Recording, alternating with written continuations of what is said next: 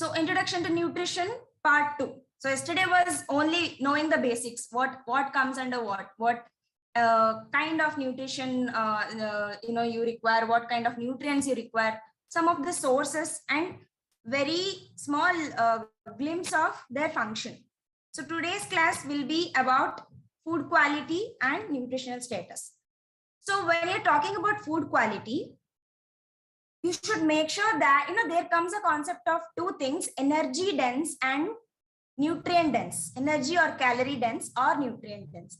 The name itself says calorie dense food contains extra amount of calorie, like it is packed with calories. Nutrient dense food contains, it is packed with nutrients along with calories, so it is benefiting your body. Food quality is the amount of nutrients it contains, right? Any food which has high quality contains high number of nutrients in it. All agree with it? A food quality depends on the nutrient content of the food. So it contains relatively high amount of nutrients as well as few amount of energy. High quality foods are nutrient dense. Any food which contains high amount of nutrients, they are called as high quality food, meaning that they contain a lot of nutrients relative to the amount of calories. Yes, they provide you calories. Along with that, they are giving you nutrients also. For example, take a banana. Banana will give you energy. Banana will give you calories, of course. But along with that, banana is giving you potassium, magnesium, fiber, and all the essential nutrients is coming along with banana. On the other hand, take an example of cupcake. Cupcake or pastry, whatever you get in the bakery. Do you think you're getting nutrients with it? You're getting empty calories. You're getting energy. Yes, of course, it is filling your stomach. It is giving you energy. But do you think there are vital nutrients coming along with pastry or cake? Yes, if they are adding fruit on it, if they're adding something, a little quantity might be coming. But when you compare to banana and a cupcake, who is more nutrient dense? Of course, banana, right? So banana is nutrient dense. That is how you judge the food. I'm not telling that don't eat calorie dense food. Once in a while having calorie dense food is okay, but make sure you're making your food nutrient dense. Even if you're eating one dosa, make sure you're adding carrot to it or curry leaves to it, or you're adding some vegetable to it when you're preparing, so that the nutrient quality of dosa is enriching. You're enriching the nutritive quality of dosa. So nutrient dense food are the opposite of calorie dense food. As I told, calorie dense food give you only calorie. Nutrient dense food gives you much of nutrients along with calorie. So if you take an example of carbonated sugary soft drink, I don't want to take out a particular brand's name, but it is what it is. Let us talk about Pepsi Cola, whatever it is, the carbonated drink, Pepsi, Cola, 7-Up, which provides you only, even a small tin of cola contains minimum 12 to 15 spoons of sugar. Where is, if you start, reducing it on a stove, when it is until this much, when it is boiling a lot and it is reducing, it will be a sugary, starchy liquid in the last, whatever you get. So it contains at least 12 to 15 spoon of, sugar. Nothing else. No minerals, no vitamins, no carb, no this thing, protein, no fat, nothing. You're getting only calories. So which provide many calories but very little or none of the nutrients. Empty calories are the food and beverages that are very high in calorie but provide a very low amount of nutrient or zero amount of nutrient, including vitamins and minerals. They don't contain any vitamin or mineral. If they contain also, it will be in a trace amount. So they are called as empty calorie food or calorie dense food. You understood the concept? What are calorie dense food? They contain only calorie and very minute amount of nutrients. Opposite to that is nutrient dense food, who are packed with nutrients along with few amount of calories. They are giving you calorie as well as good amount of nutrients. So food quality is additionally associated with taste, texture, appearance, microbial content, and how much consumer like it. True, right? How do you secondarily judge the food? Texture. If banana is mushy or if apple is rotten, do you eat it? No. The quality of food is again judged on the basis of that. So texture, taste, of course it matters, especially for the kids and babies. Even if there is a slight change in the texture, slight change in the taste, they refuse the food. Even if it is a nutrient dense food, they refuse it. They don't want to eat it. So food quality also secondarily depends on these things, and also how much consumer like it. Green lace is tastier than red lace. So, there is preferences. There are preferences. I like banana over apple. I don't like apple. I like banana. So there are preferences also. So based on that also, people's choices vary. Next is nutritional status. We discussed a very small part about it yesterday. Nutritional status is you can take economic status as an example. What is an economic status? A person's ability, a financial ability is economic status. How much he is earning, how much he can afford for things. That is economical status.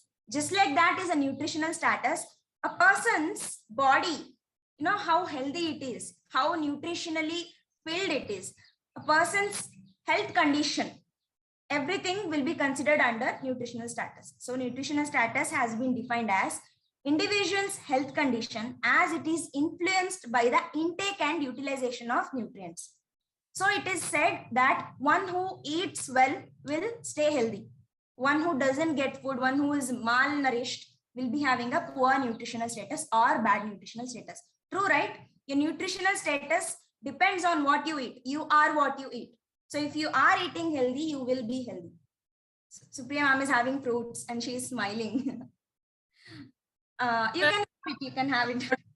So I was feeling like, am I a watermelon now? Definitely. Anyone, you can sit and enjoy whatever you're eating. No judgments passed. So yeah. So nutritional status is the state of human body as a result of foods consumed, right? Whatever foods you are consuming, it is giving you a result. It is making your body.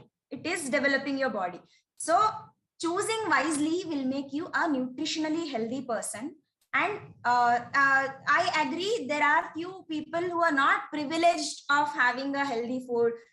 Sometimes it is difficult for them to even have 3 times food. Underprivileged people. For them, by default, because of the deficiencies, their nutritional status will be poor. So it is up to an individual to make himself a good nutritional status person or a poor nutritional status person. So nutritional status can be either good, fair, like moderate, or poor. So there are these kind of nutritional status. If you see this picture, a person who has good nutritional status, it is evident. You can see that person and tell this person is healthy. And a person whose nutritional status is poor, either they'll be too lean or they'll be obese, or sometimes their hair will be dull, their eyes will be dull, their skin quality will be dull, their immune power will be very low. So these are the indication of poor nutritional status. It is indicating you should eat well. Next, we'll be discussing good nutritional status in detail. So good nutritional status refers to the intake of well-balanced diet. So a person is having well-balanced diet throughout the day, which supplies all the essential nutrients which we discussed yesterday. All your carbohydrate, protein, fat, vitamins, minerals in an optimum range. If it is going inside, your nutritional status will be automatically good. So to meet the body's requirement, everything, there are some requirements. You need this much of carbohydrate, this much of protein. We'll be discussing when the topic comes. So if a person is having that much in the body, nutritional status will be maintained. Such a person may be said to have an optimum nutrition or a good nutritional status.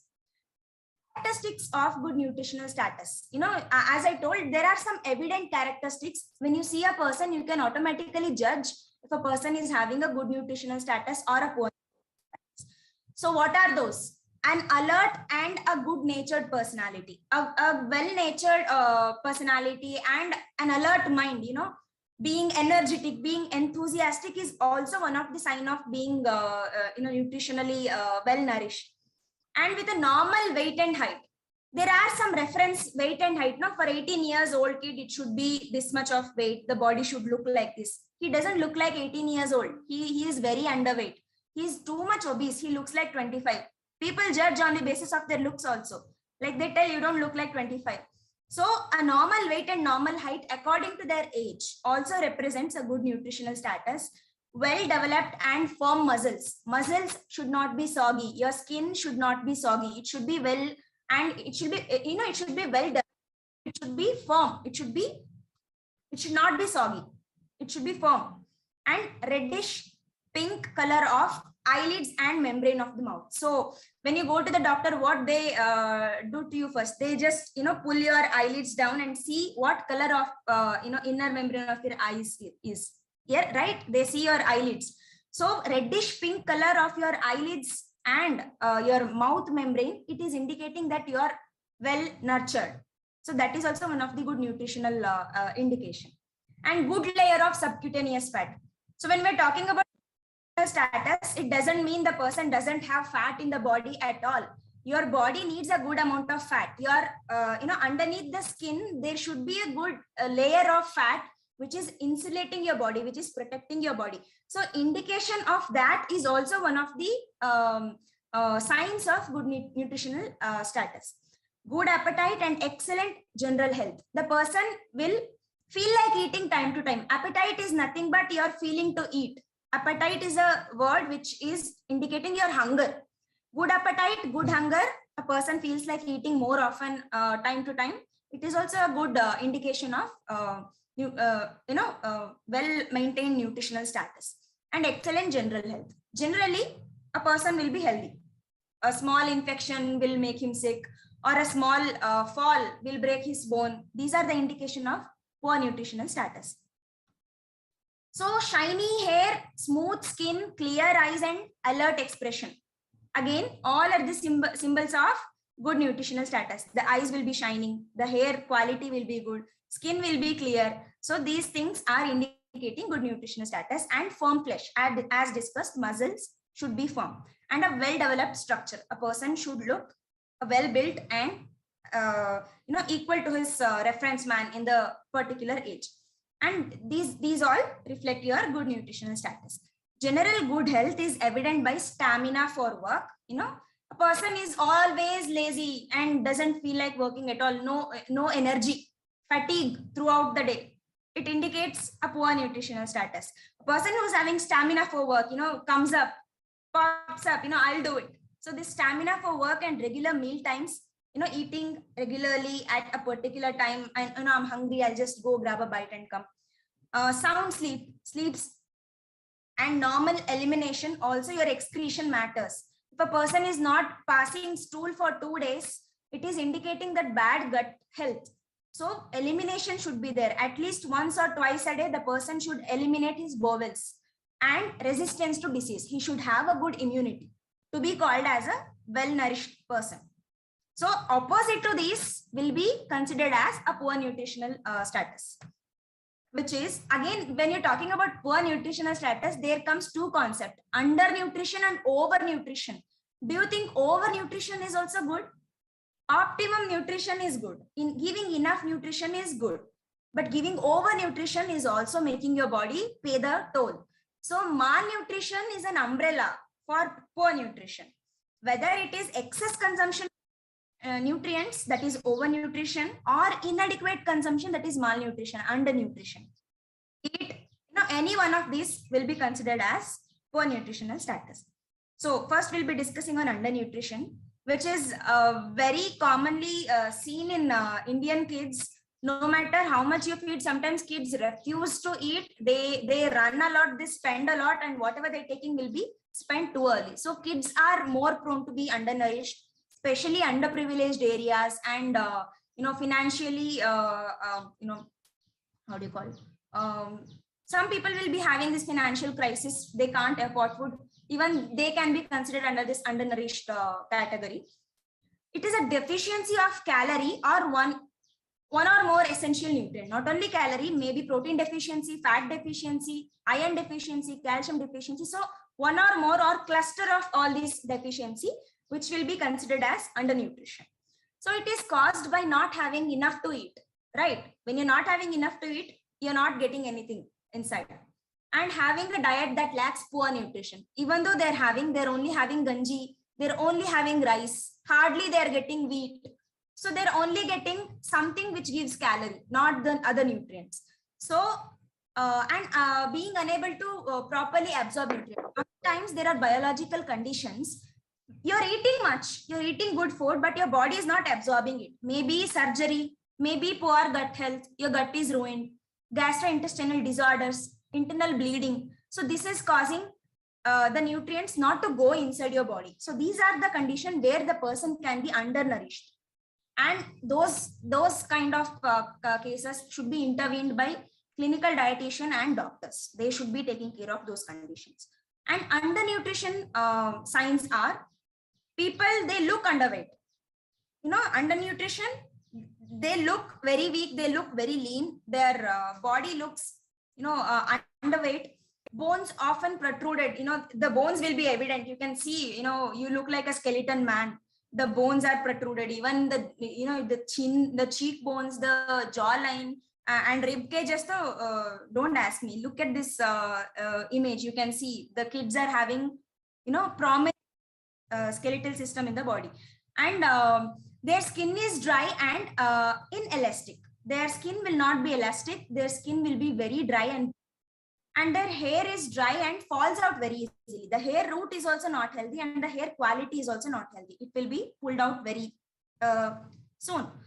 So when individuals are undernourished, they can no longer maintain natural bodily functions such as growth, resistance. First of all, their body is not getting anything. How will they perform their biological function and natural functions? They can't grow properly. Development will be retarded or diminished. Resistance to the infection will also be diminished. Their immune power will automatically go low, and recovering from diseases, even if they are infected, the recovery will be very late. Their recovery status will be very poor. And learning and physical work, when the physical appearance or physical, your physical form is not well nourished, your mental stability is also diminishing. Cognitive power of that particular person will be very less. The person will be dull, weak. Also mentally, he will be strained throughout the day. And pregnancy and lactation in women. Sorry, where did it go? Individual undernourished, they can no longer maintain the bodily functions such as growth, resistance, and recovering from diseases. Learning and physical work will automatically, evidently come down. And pregnancy and lactation in women, again, that your undernutrition is in pregnancy and lactation. A woman who is severely undernourished can't bear a kid. Even if she succeeds to get conceived, there will be spontaneous abortion. God forbid, nothing happens like that with anyone, but only as a minute nutrient is causing this kind of shocks in the life. Can you believe? Just 1 or 2 bananas a day, 1 or 2 fruits a day can rescue you from going through these conditions. So again, during lactation, mother is feeding the baby throughout the day. Feeding is a very strenuous process. She's producing milk, she's feeding the baby. It drains energy from a mother's body. So during that condition, mother needs an extra few calories than being pregnant. So pregnant women almost needs 300 kilocalories. Lactating woman needs 500 kilocalories. It is more than a pregnant woman. So in that condition also, if a woman is undernourished, how will she feed the baby? And how will she nourish herself? Forget the baby also. Herself also she can't provide the nourishment. So nutritional deficiencies and malnutrition is a very serious concept which we are not seeing around, but it is prevalent around us. We are not aware of it. So nutrition makes children in particular much more vulnerable to diseases and death. Do you know child death rate in India? The rate, how much of a child is dying in India? 45% of it is because of malnutrition. That's it. Not because of disease. See, 45% is almost half. So half of the children are dying because of lack of food. They're not getting enough amount of nutrients. That is a very sad state. So the age group which is more vulnerable to this undernutrition is kids, because they're developing, they need optimum nutrients day by day, and they're not getting it, and people die because of it. Kids die because of it, and they'll be much more open to the infections and diseases. So underweight women frequently give birth to babies who are also underweight. This is a vicious cycle, okay? there is a concept called generation of malnutrition. An underweight woman successfully, if she gives birth to a child, the child will be underweight, the child will be undernourished, because mother herself is undernourished, child will be undernourished. That child will grow up in an undernourished environment, and that child will again give birth to undernourished kid. So there is this generation of undernourishment going on. Yes, ma'am. Supriya, ma'am. Ma'am, if a woman was undernourished all her life, and if she gets sufficient like nourishment, nutrition and everything during her pregnancy, is there any way that she could deliver a healthy baby, or is it going to affect like genes? Because both play important role. Huh? Both play very important role, since her gene is malnourished. She's carrying a malnourished gene. She was malnourished or underweight throughout her life, and during pregnancy you're giving her enough nutrients. First, her body will try to recover herself, and then nutrients will go to the baby, developing baby. So until then, the baby will be developed half, and it will be carrying her gene. So there is this passage of undernourished gene generation by generation. That is why there is prevalence of generation of undernutrition. So it is also said that the first 20 years of life, suppose if you take me, 20 years of life, if I'm eating well and I'm well nourished, that is supporting my next 40 years of life. So if a person is undernourished during the teens, which is the peak time, and then he is focusing on healthy eating, again, what your teen is reflecting whatever you are. So first 20 years of life, it should be well nourished. That will reflect a healthy later period. Lata ma'am also has a doubt. Please, ma'am. Ma'am, I haven't finished yes, yet. Yes. So, suppose a person is born from an undernourished body, like her mother was undernourished, okay? And during her puberty, if she gets sufficient nutrition, is there any way that she could deliver a healthy baby? Or do you think that she will continue, it can still affect her baby to be malnourished or undernourished? No, definitely an undernourished woman, if she is given sufficient amount of nutrients during her, develop a healthy baby. No wonder in that. She will definitely deliver a healthy baby, but the baby is still carrying a gene which can make the baby undernourished. Make sure it is a gun. Don't pull the trigger. That's it. You have gene, don't activate that gene. So when the baby is born, the baby should be given enough amount of nutrient to make sure that baby is not going underweight. Which means that we can actually correct that cycle. Exactly. Right? Just how we made our genes go to lower quality, you can also bring up the quality of those genes. So it is reversible, ma'am. And hypertension. Same with diabetes and hypertension. Parents will be having diabetes, hypertension. The kids will be carrying the gene, of course. The lifestyle of kid matters a lot. My parents are diabetic. I shouldn't be diabetic. I should eat well. There is a gun, don't pull the trigger. If you are pulling the trigger, you will be the diabetic or hypertensive. Again, we'll talk to Lata ma'am and come to you, Lakshmi ma'am. Okay? Yes, Lata ma'am, tell me. Yeah, ma'am. I was just asking, like, sometimes we have, you were telling, no, some specific nutrient deficiency, like iron deficiency, protein deficiency, like this. So if we have less, so much deficient in that, sometimes food items don't recover that, no? We have to take the supplements. So what is the solution for that? Like, it's with me only. I am having iron deficiency. So doctors are saying that your body cannot produce that much iron, which is required. So I need to always be on supplements. Like I'm in yoga from last 6 to 7 years. I'm having balanced, good diet. Everything else is fine, but this iron deficiency is not getting fine. Yeah. So in such cases, are there any other ways to correct it, or we should go like this only? So especially for iron deficiency, women are more prone to it since they are bleeding every month. No how much they are piling up the iron levels in the body, somehow they're losing it. And also in few bodies, especially as you are telling from 6 years I'm eating well, I'm doing yoga and all, body will not be capable of giving you sufficient amount of hemoglobin or iron, whatever it is, because Exactly. biology is like that. So in such condition, clinical intervention should be made. Just like you told, you are consulting a doctor and all, that should be made. Again, taking supplements for a longer time is not suggested. If they give you, heme up iron tablets or whatever it is, they'll suggest you for 90 days, hardly 90 days or 120 days. After that, do a course of 120 days of very good diet, which is rich in, this iron. Rich in iron. Okay. Alternative, do a supplement course, do a diet course, do a supplement course, do a diet. Don't give your body supplements continuously. It is not suggested. Yeah, ma'am. The physician also suggested like that take supplement for 1 month and then leave for a month, then again for 1 month. So I'm going like this only.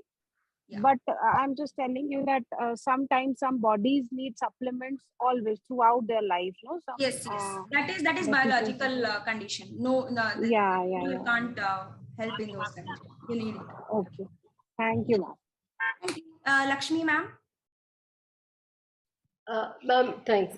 Just wanted to reiterate that undernourished or malnourished, undernourished, you were talking about the genetic part, right? An Yes. undernourished mother gives birth to an undernourished child, but then that is reversible if the child is given healthy diet and healthy food during the teens, and that thing is reversible.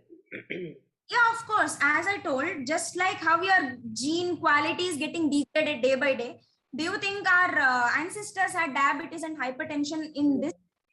Of course not. Their genes were of very good quality, and we started being negligent, lazy, and we are carrying that gene. We are modifying our gene like that, and we are passing it to the next generation. That is what I told you. Have a gun, don't pull the trigger. If you are carrying some gene, don't activate it. Lead a healthy lifestyle. Even if you are having a cancerous gene, you can prevent yourself from getting cancer. So parents who have cancer, the kids don't die because they're leading a healthy lifestyle. Of course, they'll not activate that gene. So don't activate the undernourished gene, don't activate the diabetic gene, don't activate the cancerous gene. Lead a healthy lifestyle. Automatically, these gene will be suppressed and the healthy genes will dominate you. That's it. Thank you. So many doubts. Write it down. No, please write your doubts down so that I can solve it in the ending. Let's finish because we are discussing two topics. Any important immediate doubt related to this topic? Yes, ma'am. Yes, please shoot. Ma'am जैसे most of the time we have heard कि some people like कि बहुत खाते हैं, कुछ भी खाते हैं, पर मतलब मोटे ही नहीं होते हैं. We used to heard from some people, I have seen around me also. तो उनके केस में मतलब what would be the reason कि बहुत खा रहे हैं तब भी नहीं, मतलब फ्राइड भी खा रहे हैं, सब कुछ खा रहे हैं, still they are not gaining weight और फैट नहीं बढ़ रहा है. And some people are there कि जो नॉर्मल भी खाते हैं and they used to gain weight. What would be the reason behind? That is again because of the gene. So if a person is eating too much but still he is not gaining weight, don't worry. And his or her nutritional status will be good, but just the body physical appearance will be poor. Or the person might be fit and healthy, he might look lean.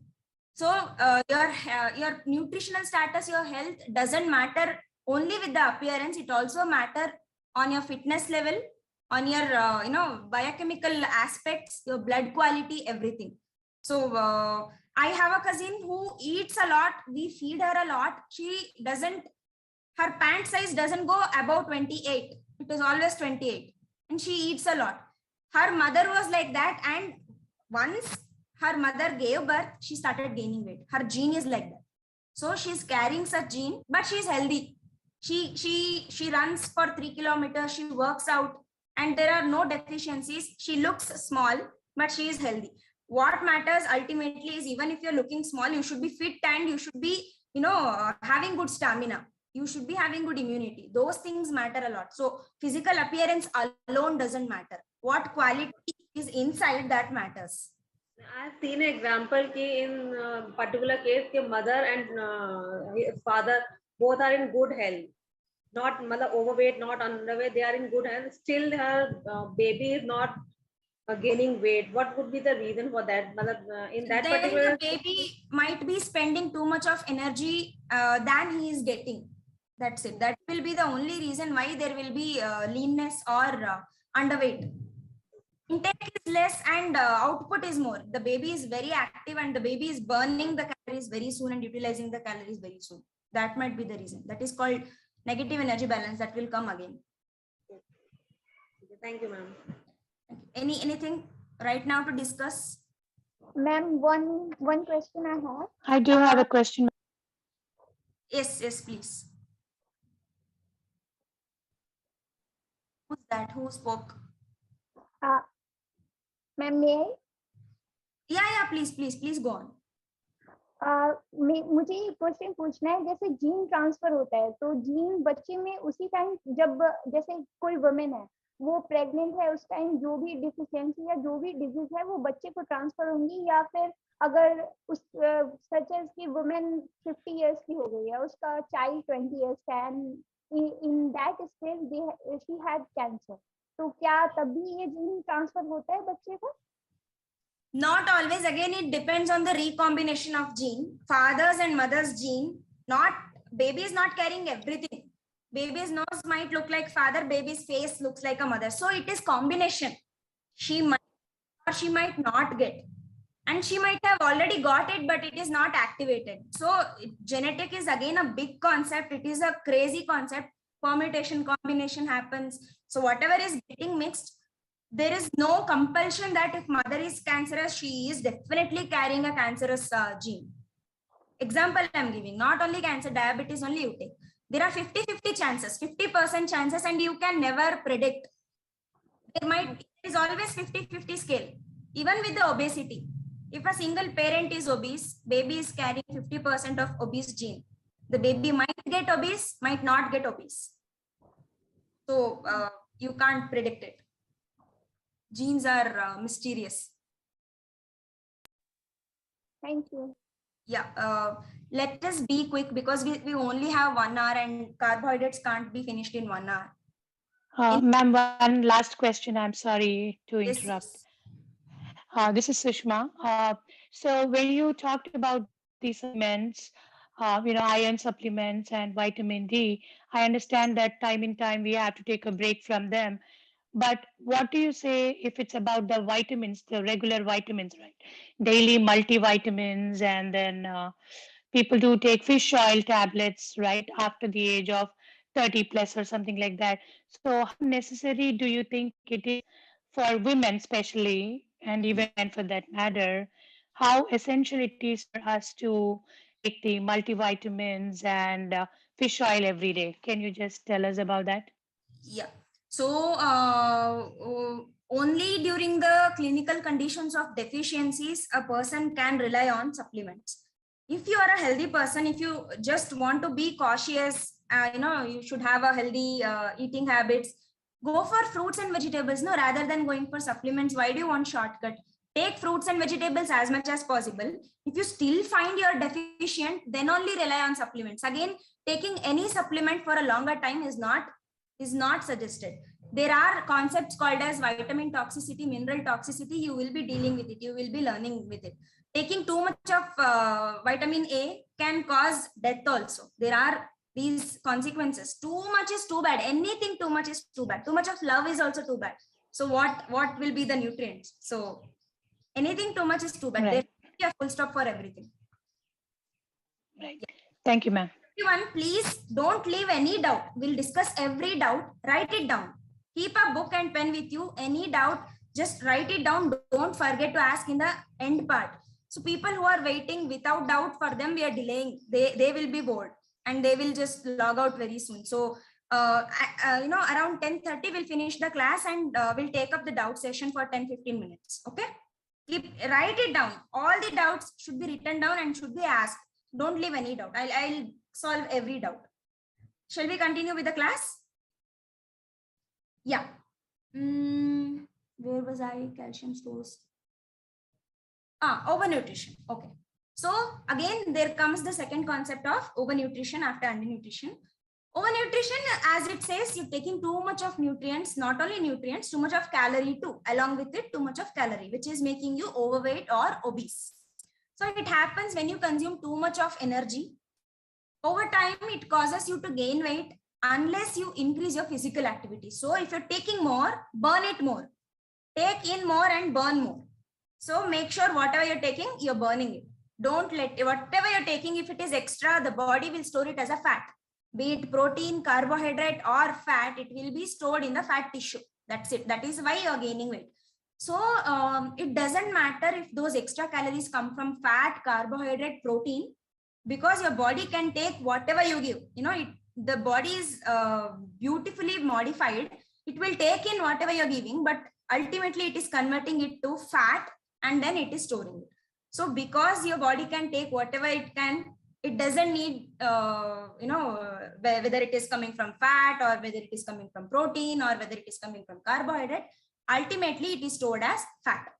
Being overweight or obese is a risk factor for cardiovascular diseases and some types of cancer also. Your body will start degrading, degenerating itself, and type 2 diabetes. So, you know, right, obesity is a nest for non-communicable diseases, sugar, diabetes, and cancer, these kind of diseases.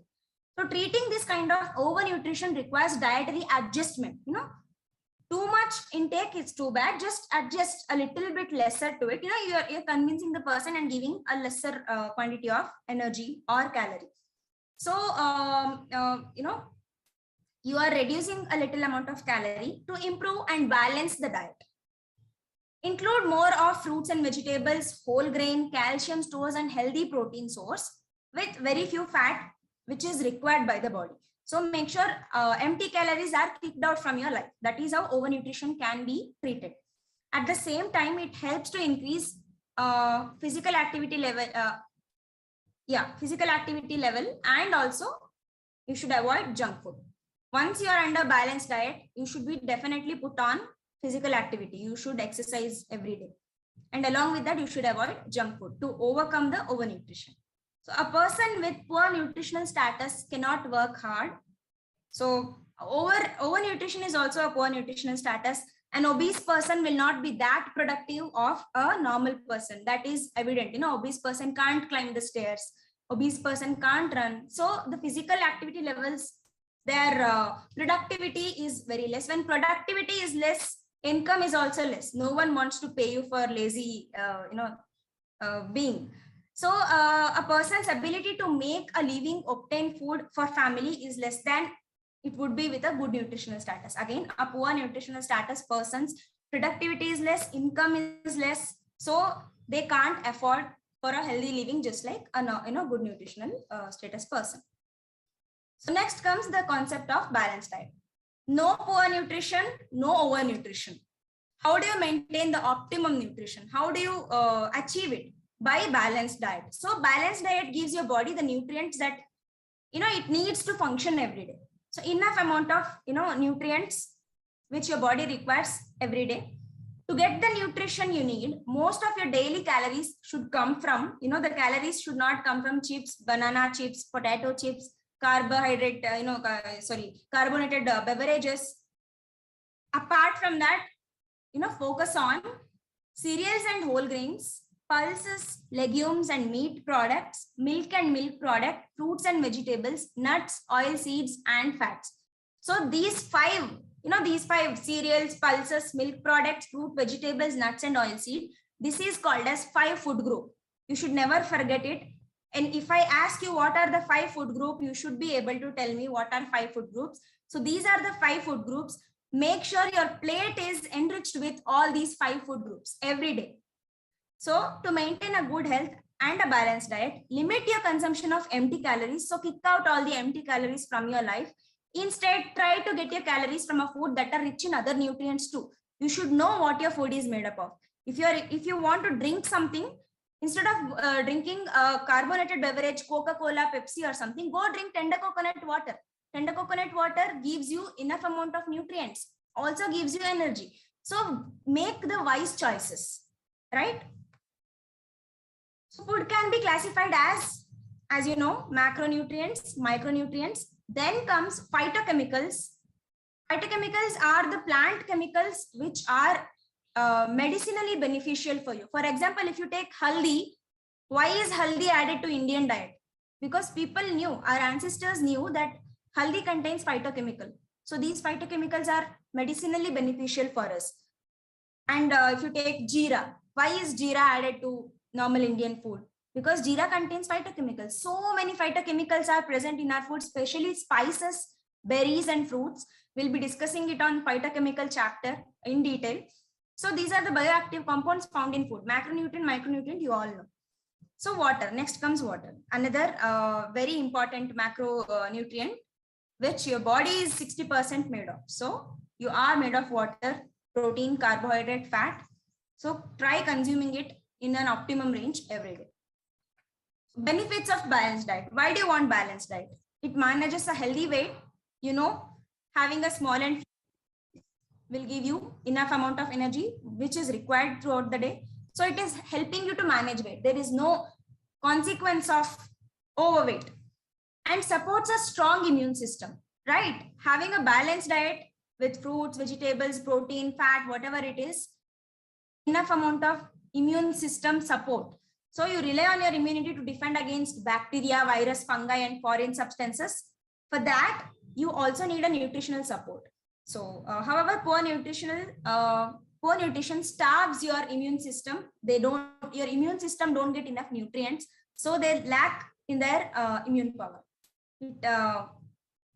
If you focus on eating well, you are less likely to become sick and infectious.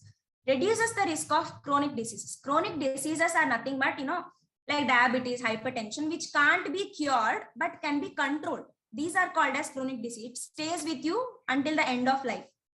Your lifestyle matters a lot to manage it.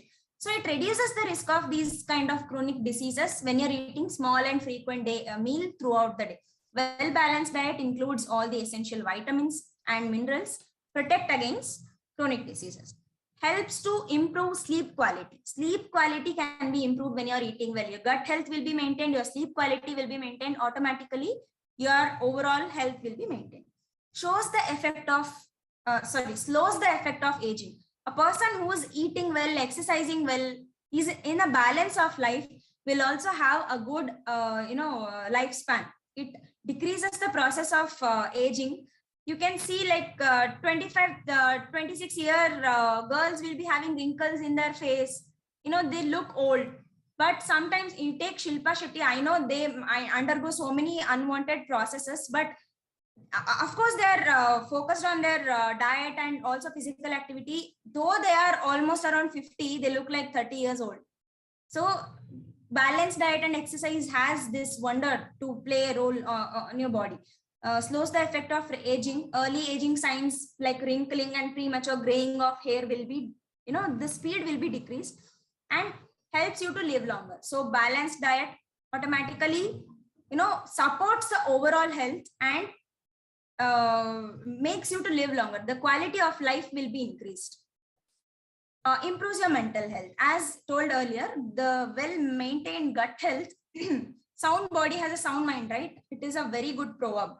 Sound body has a sound mind, and it also maintains your mental health. So a person who is having digestive disorders, a person who's having bad gut is more prone to depression and anxiety, stress. So maintaining your overall health will give you a mental peace, and also makes you fall sick lesser. Again, a person is little less worried.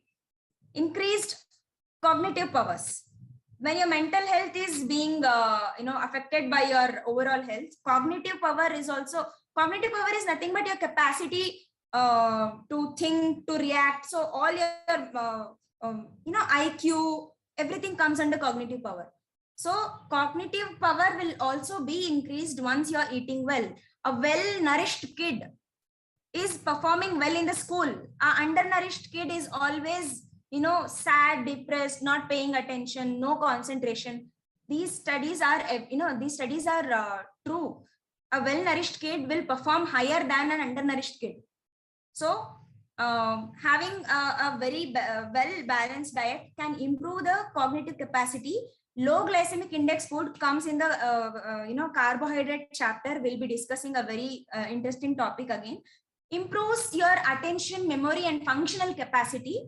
While those rich in simple sugar are associated with difficulty. So only simple sugar, only rice, only wheat doesn't give you anything. Along with that, add fruits and vegetable to the kids' box. It is improving their cognitive power and improved gut health. Overall, when you're eating well, your colon will be naturally filled with good bacteria. Your gut health will be maintained properly.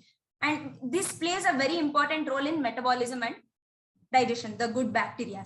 So certain strains of bacteria also produces vitamin K and vitamin B. Vitamin B12 deficiency is common nowadays because their gut health is being ruined. Vitamin K and vitamin B is, especially B12 is produced in the gut. When you're not maintaining your gut health, automatically you'll be deficient of vitamin K and vitamin B12 complex. So again, these strains will also help to fight the harmful bacteria. Why is it called good bacteria? Is it, you think the bacteria is good for you? No, the bacteria is good for your gut and it is killing the bad bacteria or pathogens which are entering your gut. So they are beneficial to human body. A diet in low fiber and high in sugar and high in fat will automatically alter or reduce the gut microbiome. Microbiome is presence of the microorganisms. So increases inflammation in the area. You need a layer of good bacteria in the gut. When you're not taking enough amount of fiber, when you're taking too much of sugar, when you're taking too much of protein, sometimes synthetic protein, these are ruining your gut health and the inflammation is being exaggerated, is being triggered more. So that was all about the nutritional status, the quality of food and all. Quickly about this topic, we'll have a small doubt session and we'll take a break, okay? Yes. Excuse me, ma'am. People, you can shoot. Ma'am, could you just share the slides, ma'am? Wait. Balanced diet and food classification. I forgot to mention. Just a second. Ma'am, what do you mean by gut health, which you told just now? What is gut actually? Gut is your intestine, be it small intestine, large intestine, that is considered as gut, where your food passes. So Okay. nutrients are being absorbed from there only. No, you're eating. Right. Lakshmi ma'am, which slide do you want? Ma'am, balanced diet as well as food classification. This one, right? You can see, right? One above and below, and this one. The one, yeah, this one and the next. Just a moment. So the intestine, again, we'll be discussing about this in the physiology class. Your intestine, your digestive system will be discussed there. So that is the part where most of your nutrients are being absorbed. Exactly. Protein, fat, vitamin, no matter what, ultimately food is going there and it is being absorbed there. So the capacity of the gut to do this, perform this, is gut health. Who is ruining it? We ourselves are ruining it. Not by not choosing right food, by not eating in the right time, and again by altering the gut microbiome. Your gut lining will be having millions and millions of bacteria. Bacteria, which is good, yeah. And that should stay there only. In the gut, if it is there, it is good. If it comes out of the gut, again, you'll fall sick. It should not come out of the gut. It is very dangerous for human beings also, but it can stay in the gut. So what they do is they break down all the food which you take. Furthermore, in a cellular level, they try to munch on the fiber, whatever you're taking. They maintain a healthy gut health, healthy environment in the gut. They are protecting your gut. And if suppose sometimes we eat a rotten apple, sometimes we bite it and we swallow it without knowing, or we eat a spoiled food sometimes, without knowing. It will be packed with pathogens. It will be packed with unwanted bacteria and viruses. Surviving. The next day, nothing happened to you. Who's protecting your good intestines and the good bacteria? Exactly. They are fighting against the bad bacteria. They are eating them. So that is how they are maintaining health of human being. That is why they are termed as good bacteria. Thank you, ma'am. Ma'am, I have a doubt. Yes, ma'am. Lakshmi, ma'am. Just the next slide, please. Thank you. This one? Thank you. Yeah, Tejaswini ma'am. Yes, ma'am. Sirisha here. Yes. Ma'am, I just wanted to ask you regarding the probiotics that we take. So nowadays we have got these Yakult and the whatever synthesized probiotics. So usually, like beginning of the day, doctors suggest for some people to have it to keep the gut health. But In an empty otherwise, stomach. yeah, empty stomach, or maybe before your breakfast or something like that, maybe half an hour before. Is it really advisable to take those probiotics that we get in the market, or our sour milk, the buttermilk, or the rice that is left the before day? You just you just curdle it. You put little warm Exactly. milk and you curdle it, and then you are preferred. It is preferred that you eat that early in the morning next day, even in the empty stomach. But one problem is, fine, that curd rice is very good for health, and it is mostly prescribed for people who play sports, not for people who sit and do. Okay, as far as I have seen, I have read. But only thing is, if you eat, don't you feel sleepy? It is believed that once you start eating curd, though it is very good in probiotics, you start feeling sleepy and little drowsy. So just suggest what is the right time to eat. Is it okay to eat in the morning, or is it okay to continue with Yakult or something like that? Yeah. So your question had the answer. When they have curd, buttermilk, and other options, why do they prefer Yakult? Of course, they Correct. not. People are finding shortcuts nowadays. They don't want to put an effort. They just want it ready. Want the readily available things. And some researches which has been on these kind of drinks, not only Yakult, especially. Let's not take the brand name. Let's Right, right. call it a synthetic, microbiome drink, or Microbes. Yeah, yeah. fermented drink, or whatever it is. I've never had it, but yeah. Overall, if you're considering, it is synthetically produced, again laboratory based. I'm not telling that they don't use natural substances, but they undergo a process of high machinery things. They are highly processed, so automatically the natural quality will be taken out. The natural content, whatever it has, will be taken out, and also extremely high levels of sugar. That too, it is simple sugar. When you take it in empty gut, again, too much sugar is ruining your gut microbiome. That was there. It doesn't contain any fiber. You're just giving an extra few millions of bacteria, which are ruining your already existing gut bacteria. That's it. So there is no Okay. long-term consumption of that. Also can cause you, other health. So it's always better we go with our natural foods like Not fermented only, idli not dough. only you get good bacteria by curd or buttermilk. You can get it by fermented barley water. That's In what fermented. Even dosa and idli batter also have, ma'am, isn't it? anything which is fermented, Indian Right. pickles contain very good content of good bacteria. Therefore, pickles are made and kept so long, there will be good of bacteria, and that is one of the significance why our ancestors found it.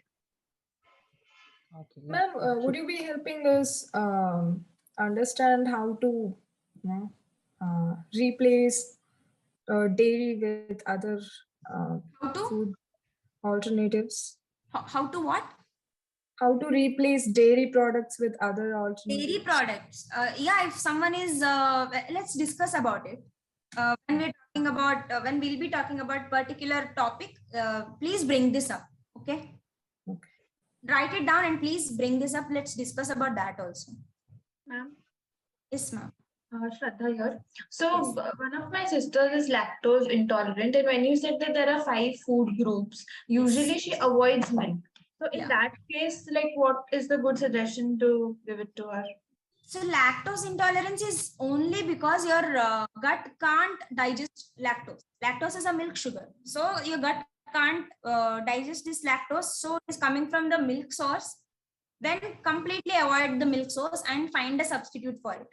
Either from a whole grain source the nutrient should come, or alternating to nut milk, any badam milk or soy milk or something which their body can tolerate. Again, some people are intolerant towards soy milk also. It causes hormonal imbalances.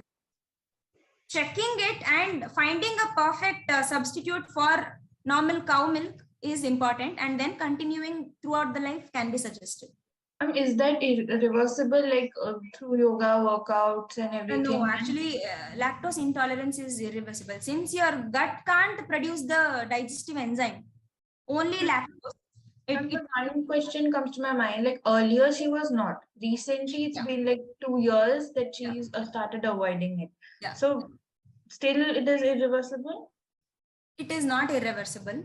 Sorry, reversible. Lactose intolerance will aggravate or get aggressive once you are getting older. So babies won't be having intolerance. Very rare, very rare. Once you start growing, once you are aging, then only lactose intolerance increase. You can see people will not be lactose intolerant throughout their lives, but few of the grandparents when they are old, then they start having the lactose intolerance. So the milk digesting enzyme will decline in the body. So that is why lactose intolerance is seen in adults very much. Ma'am. Ma'am. Yes, ma'am. Triyambaki here. Yes. They say, I mean, we know milk is good. It has all protein, calcium, and everything. But doctors say kids until 6 years, you give milk, it is good for health. And milk is like, it is for their own cow and its calf, and it is for their own reproductive series. And it doesn't, I mean, apart from that, we are taking it for our consumption or something like that. So is it okay to have milk after, how long can we have milk? Is it really good for their health? Or nowadays, I mean, on the recent days, there are lots of, this one coming up, that milk is not good, this, that, etc. So how healthy it is, and how can we have it? Or is it good for the children until 6 to 12 years or something like that? I have all these doubts regarding milk. So that thing is true. Human is the only animal who steals other animals' milk and drink every day. Exactly. So some people doesn't find it ethical, so they say promote veganism. Stealing milk from cow is unethical. It is not a good thing to do. Right. And if you look at the Vedas and Puranas, milk is considered as Amrita, right? Exactly. Even God and goddesses consume it. So having is not bad. Of course, after the age of 6 months, babies can be given cow or buffalo or whatever the milk you want to give. Definitely you can give, but if you have a very strong ethics against it, that I'm an animal lover, I don't want to eat it, or if you don't like milk at all, then you can avoid the life. Okay, how can we compensate that milk nutrients into some other food if we are a pure vegetarian? If you are a pure vegetarian, and if you want to constitute the milks, the components, yeah. So there is no one particular food which can same nutrient like milk. Milk gives you calcium, milk gives you good fat. So calcium can be obtained from other sources also. Ragi is an excellent source of calcium. And fats, nuts and oil seeds. So try including these things a lot in the diet. Automatically you will be having enough amount of nutrients which you milk.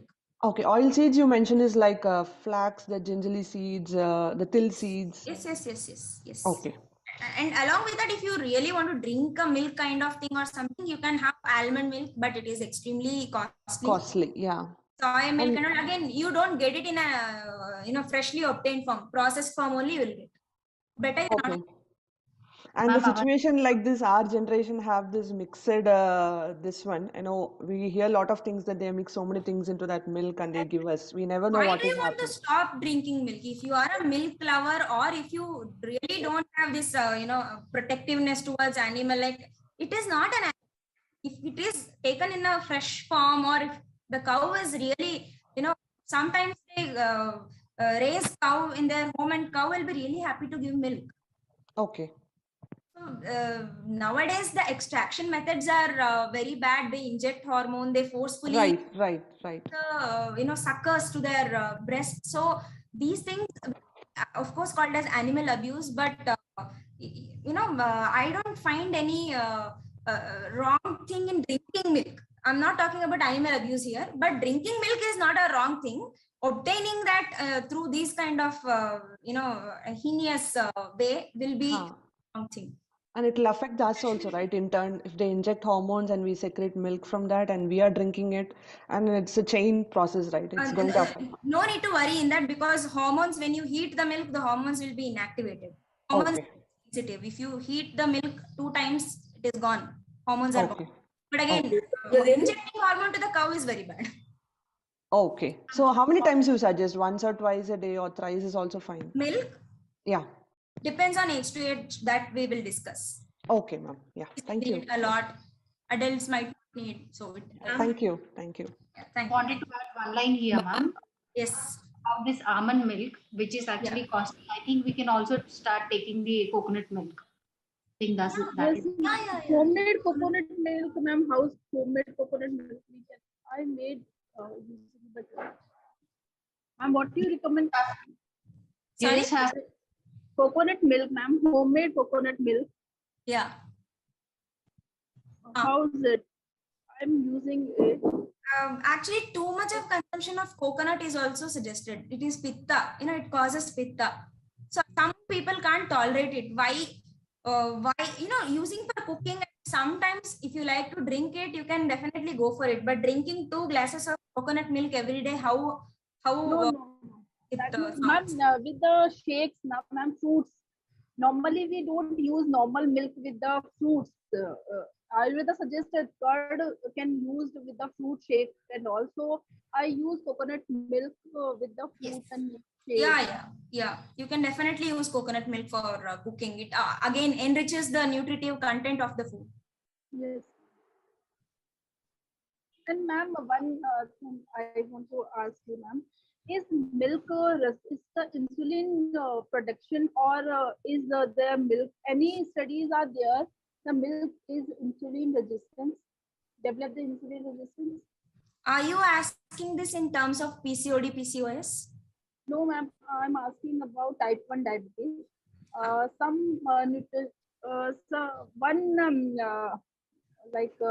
Diabetes educator told me that don't give milk because milk is insulin resistance. Develop insulin resistance.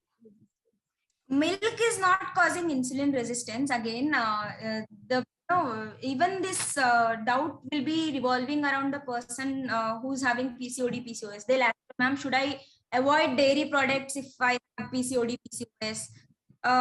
Direct role on insulin resistance? No, milk is not causing insulin resistance. Again, consumption of too much of dairy products, already your body is having hormonal imbalances, especially during diabetes and PCO. So milk might trigger the imbalance of insulin production. Again, your cells might be resistant toward insulin, which is causing excess of spike in the blood sugar level. So there is a science behind it. Again, if you're taking in a limited quantity, 1 glass a day, okay. 2 glass a day, hardly, sometimes okay. Not more than that in these kind of cases. Yeah. I'm talking about small kid, ma'am, 7, 8 years old kids. 7-year-old juvenile diabetic or healthy? Yes. Healthy child, but juvenile diabetic. Juvenile diabetes? Yes. Type 1. You can give. There's no problem in that. 1 glass a day or paneer or curd, definitely you can give. I don't find reason to stop giving a kid milk. You can definitely, even a person with PCO, they can have milk. There is no strict restriction that you should never eat milk. There is a concept which says avoid it.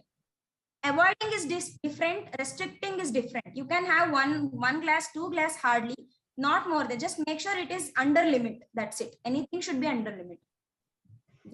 Okay, ma'am. Okay. Thank you so much, ma'am. Yeah. So I think the next half an hour will go with the doubts only. Carbohydrate will keep it for next. Ma'am, only one question. Yes. Ma'am, kids will, sometimes they don't eat the fruits, and if they eat the fruits, they'll skip the milk. Okay. So what I do is mix strawberry mix with the milk, 1 glass of milk, and the banana mix with the milk. So is this a good way, ma'am? So mixing fruit, just apple or a strawberry for a 5 years old kid. after giving a strawberry milk or any fruit mixed with milk, is your baby able to tolerate it? Do you see any dysentery, diarrhea, or any adverse? No, ma'am. No, he No. is able to tolerate it. Yes, ma'am. In Ayurveda, if you ask me, it is not suggested to mix a fruit and dairy product.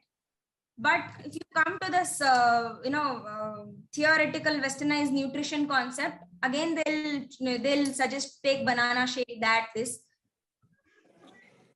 Body biochemistry matters a lot. In Ayurveda, before teaching anything else, they'll teach you about the body. Vata, Pitta, Kapha, types of body.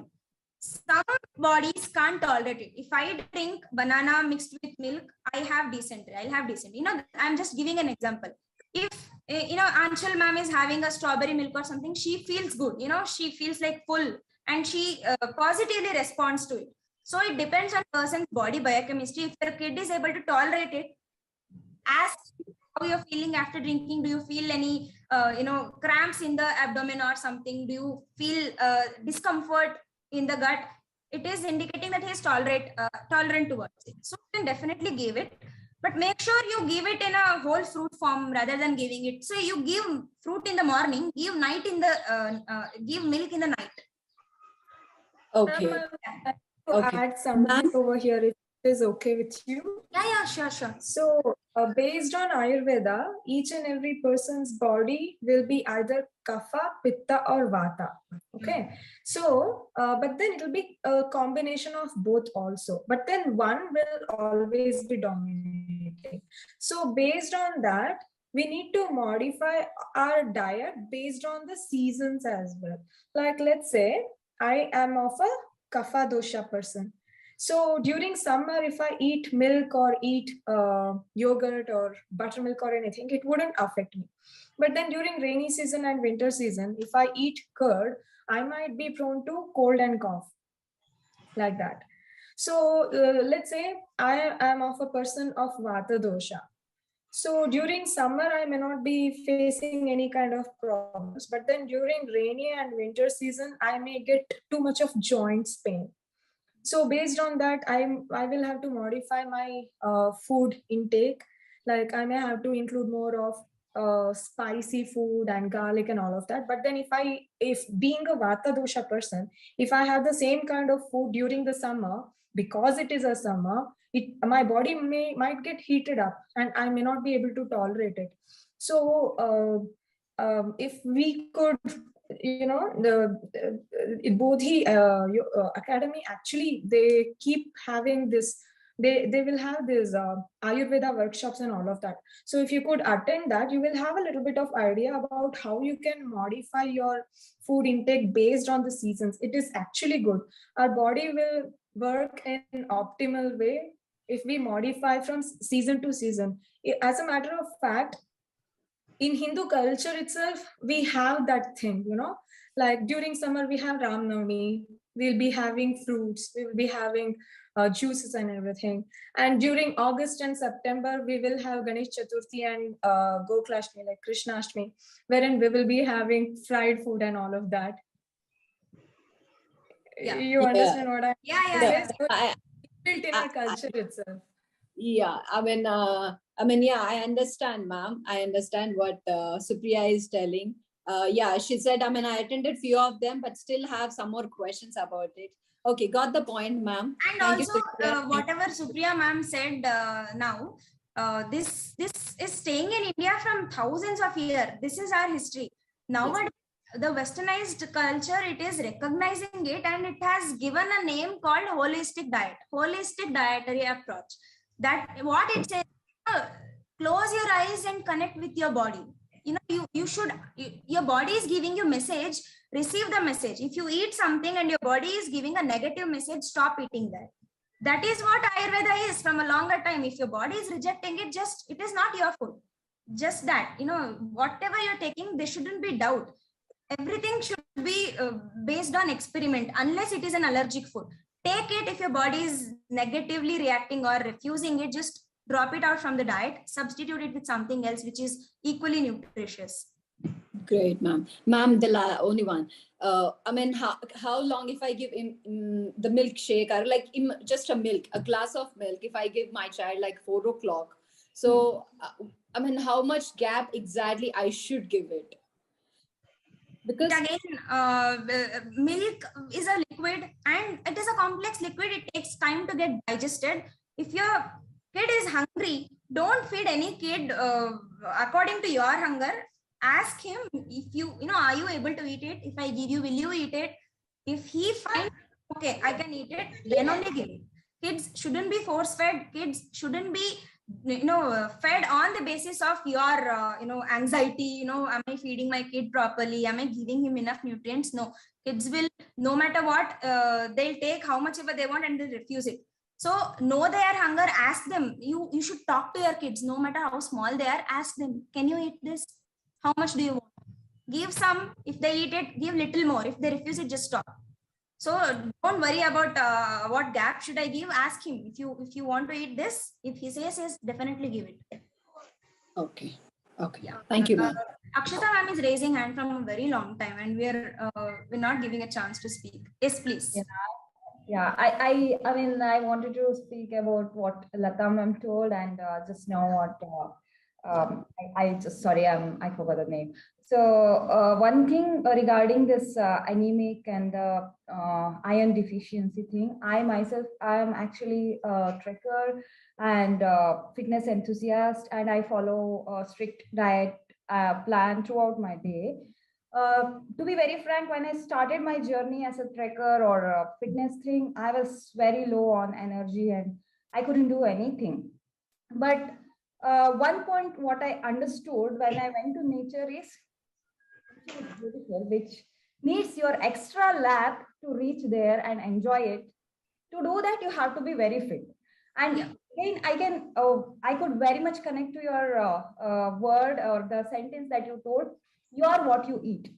Yeah. So I feel earlier I am being a vegetarian. I think my diet chart was not that up to the mark. So because of that, I started strictly following diet and other things, especially food related thing. With all that things also, my iron level used to remain 8 only. Like it never went up. I went with iron infusion and I started taking various iron supplements, but still it used to reach to some level and again it will drop down. So I think, but one thing is my stamina increased.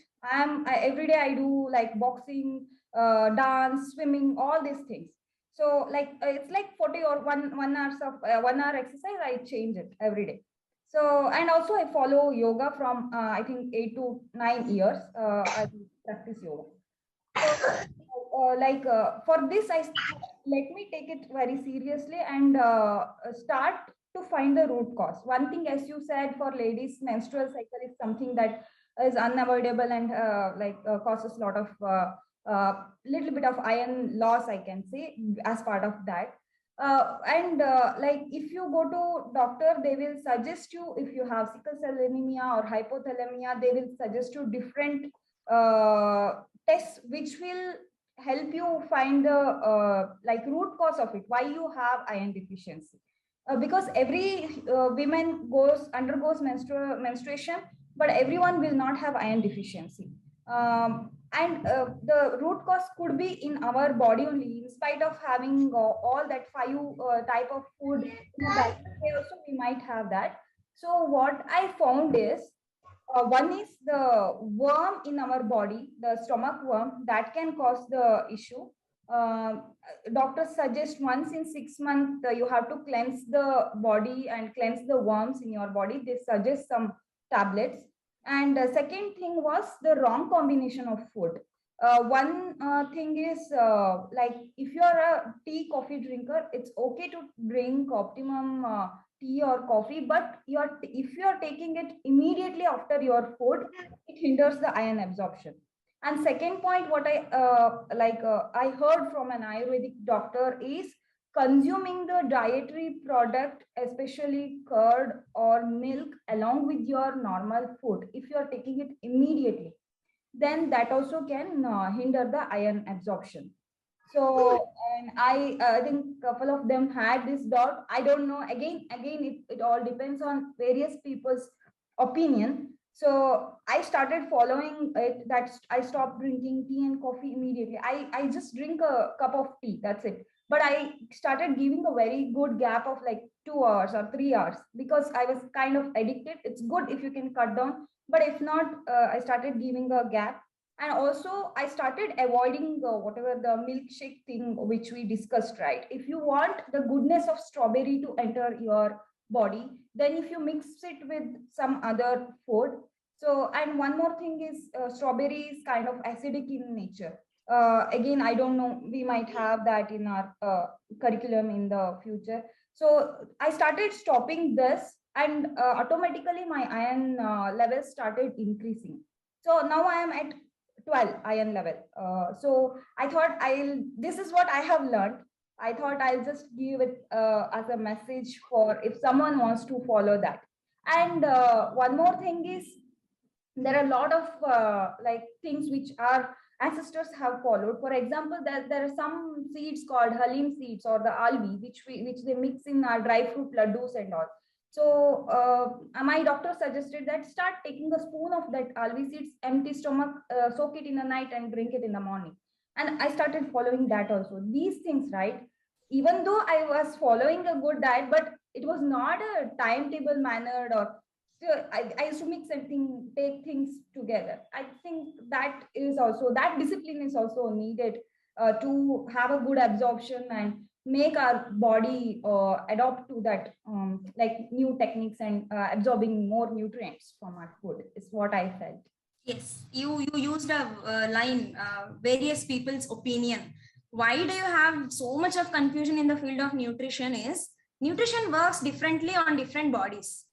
So someone who's benefited with the lime juice early morning might not, in other person might not be benefited because their body can't accept it. Exactly. So this is why you have various opinion. One says, lime juice early morning in empty stomach is good. Other says, no, that didn't work for me. People should be more specific about themselves. They should not suggest that I took this happened with me. You can try. Yeah, exactly. It might work. They can't give you assurance that it will work. Try this. It shouldn't be like that. People always suggest someone, do this happened to me, it will happen to you. It is not like that. It is the confusion is because of various people's opinion. That is that is true. So knowing our body before trying anything else is the ultimate thing. Most important thing we should start. Knowing our body should be the most important thing. Then you can try whatever you want. Yeah. Thanks, Akshata, very much. It would be helpful for me. Can you please share that seed's name in the WhatsApp group? I'll do that. Yeah. Right now I told it might or might not work. She was like suggesting. People, they listen it. Okay, this happened with you, it will happen. They'll assume it. Ma'am, it might or might not work with you. It is again like that. Might or might not. You can try. So that was the small example here. They listen something and they want to do it. That might or might not. When it doesn't give a positive outcome, they'll be disappointed. Nutrition doesn't work. These tips doesn't work. People get disappointed. Yeah, but I think it's not bad thing to try out at least. Yeah, it is not bad thing. Not at all. Natural things. Now, I don't suggest a supplement. I am not a doctor. I cannot suggest a supplement. But if I say eat black grapes in the morning, soak it, and it will definitely not harm. Yeah, trying is not harm, but expecting positive outcome from it is a thing which is bringing down the nutritional doubts or myths around the world. Yeah. Avanti ma'am, please.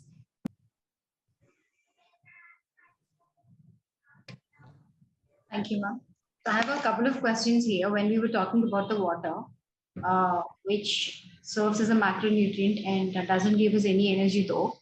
So I just wanted to know, why is there a limit that we should not have excess of water? What is the exact limit, and why is that we are not supposed to take it more than that?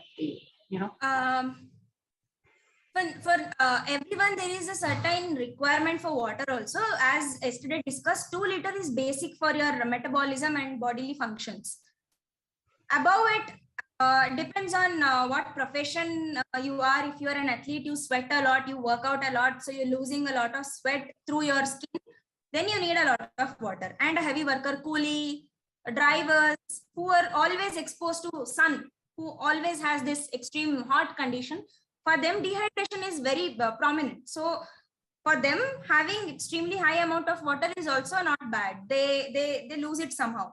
For a normal person who is in a normal condition, just like that, mindlessly drinking water too much might cause excess urination, right? You drink and you urinate.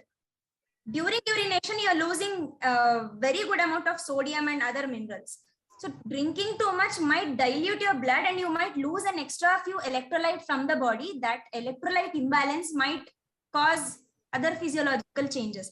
So too much of water for no reason will cause electrolyte imbalance in the body. Again, it is a burden to kidney. Who is filtering this water? Kidney is, there should be a rhythm in everything. How your heart beats, it is rhythmic. How your kidney works, it should be rhythmic. It should be slow and steady. It shouldn't be, you shouldn't put burden on any your vital organs. They will give up. They will give up. So that is the reason. And too much when I'm talking, it should be more than 4-5 liters for someone who is not sweating, who's, again, know your thirst.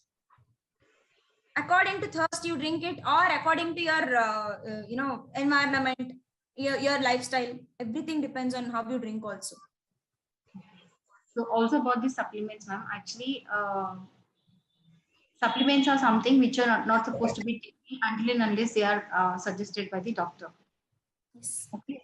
So there are some things like, even if we take, there are, definitely when talking about these supplements, which include all the chemicals or drugs or whatever, so definitely there will be side effects. So when we are suggested with the supplements, there's a chance, like, we'll go through some other, it's like, the supplement should work, but it should not be like we undergo, it may happen to go through some other issues. Like, for example, if we take iron supplements, some people I've seen, like, they go through this constipation problem.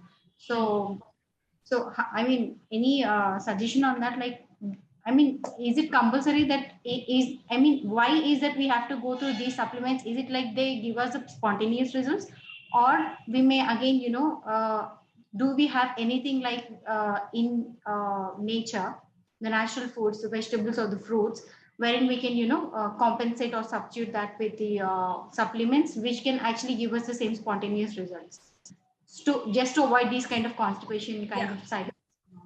The concept of supplements came very recently, like in the modern era. My grandma doesn't know what supplement is. Their whole generation, they never took any supplement. They were, ma'am, can you mute yourself? Yeah. So having enough amount of fruits, vegetables, and having an optimum amount of naturally available vitamins and minerals will give you enough whatever your body needs. Once when a person starts neglecting this, imbalanced diet, or neglecting fruits and vegetables, natural foods from the diet, body will be deficient, of course. And the deficiency is short term.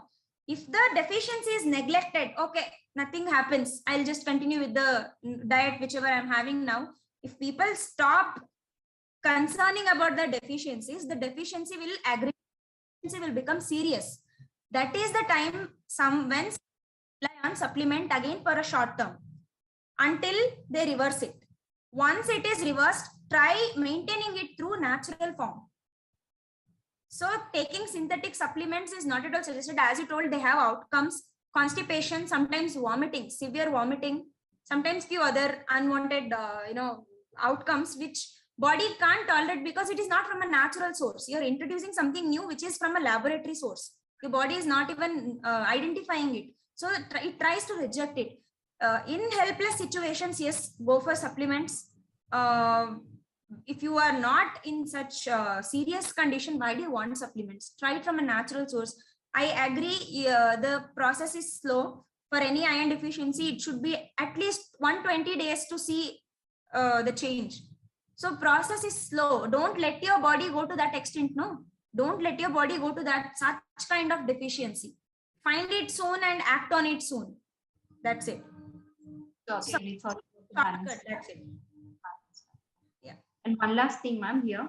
So when we were talking about the pregnancy, it's like calcium, the potassium or the folic acid or the iron. All of these things play an important role. In like what actually plays a major role for the proper health of a baby and the mother. So Which one of all these plays a major role? You have one whole day for pregnancy, ma'am. We will be discussing about pregnancy and nutrition. So that whole day we'll discuss about pregnancy, lactation. Okay. Yeah. Thank you. Thank you. Yeah, ma'am. Yes. Sheetal here. I just wanted to know that since we are going through all these deficiencies and everything, they say that you have to do a full body checkup, so you come to know about your deficiencies and everything. So is that advisable to go with that? The test? Yeah. Of course, that is how we will come to know what different deficiencies you have. Someday, I might go because of my tiredness. Doctor will suggest me iron test. Go for a blood test which tells you the iron levels. With that, I might be very cautious. Let me take a full body checkup. That might give a result saying you have vitamin D deficiency, vitamin B deficiency. You never know, because most of the tests are biochemical. You should test your blood and then you should see. So having a full body checkup, your blood profile test and all once in a 4 month or 6 month is suggested for any normal human being also, for a healthy human being also. Thank you. Revati ma'am. Yeah, ma'am. Hello, good morning, everyone. My doubt is about adding like tastiest like Complan, Horlicks or some Pediasure while giving to kids. Is it suggestible? I mean, is it advisable to give kids to enhance the taste or adding extra nutrients or something in it? So let me tell you, if you take a spoon, the heap, yes, and that almost 80% is sugar. Even without adding sugar to milk, if you add Horlicks, it will give you sweetness. Where is it coming from? From sweetener. Okay, leave that sweetener part. For kids, it doesn't matter. What kind of sweetener is it? It's not natural sweetener. It is, of course, artificial sweetener. They are chemically very complex, and they are not good for the body. Especially for the kids, it is not good. It will ruin the gut health.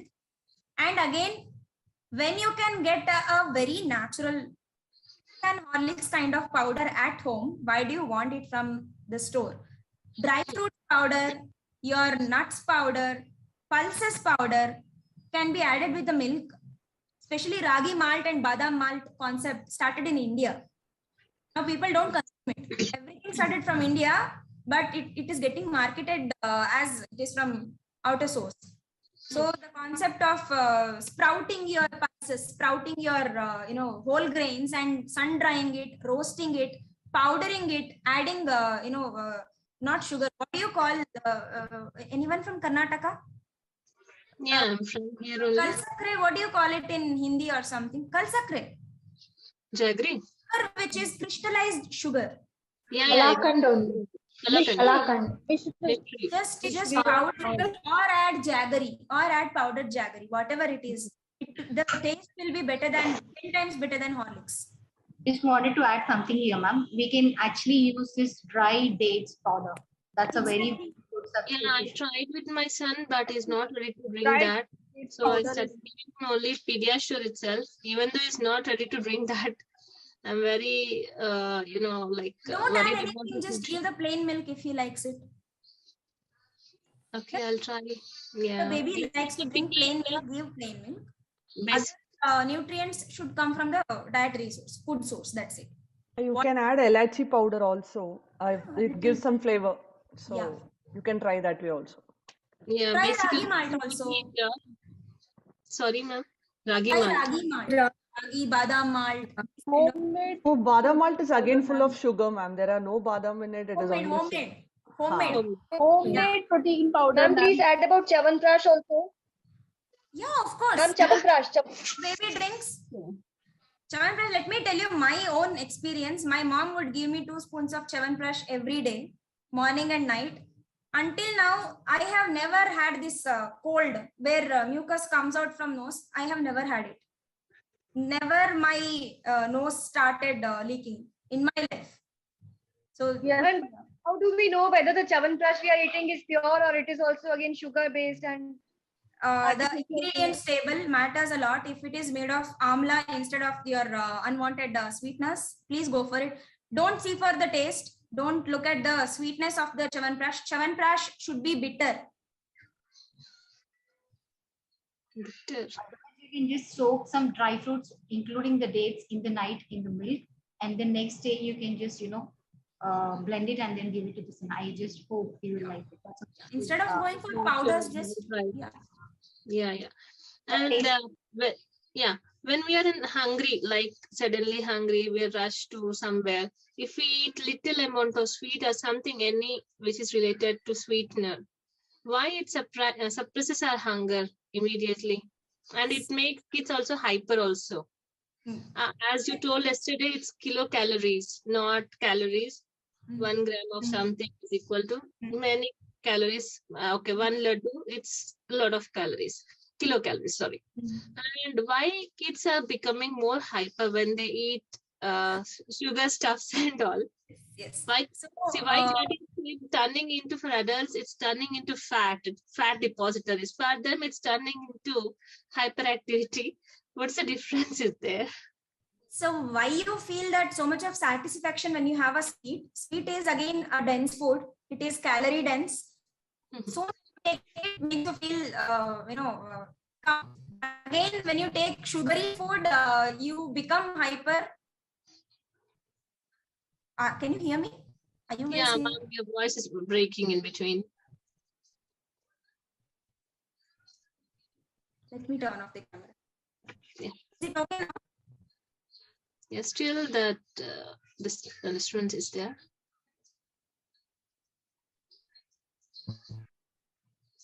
Ma'am, can you hear me?